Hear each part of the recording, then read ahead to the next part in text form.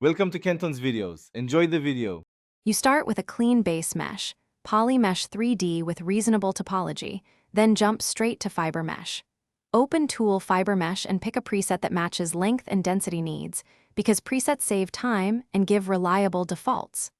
Once selected, set Preview to 1 and click Preview Mesh to see fibers applied to your surface. This step shows how the parameters affect distribution. Make adjustments now to length, coverage, and thickness so the preview matches intent before finalizing. Once you have a preview, refine the fibers by changing length and thickness to fit the form. Small numeric tweaks make big visual differences. Increase coverage for denser fields, then shape behavior with clump and frizz. Clump creates grouped strands, while frizz adds randomness. Add gravity to make fibers fall naturally on vertical surfaces and raise segments for smoother curves. Use noise for micro variation, and set the seed value if you want repeatable results. Preview after each change to guide decisions. When the preview matches your goal, click Accept to convert fibers into a new Fiber Mesh subtool so you can groom and sculpt directly.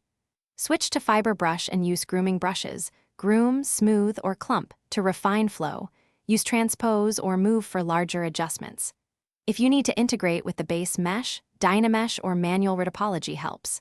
If results are noisy or patchy, reduce coverage or thickness, re-preview, or change the seed to get a clean, new distribution before accepting again.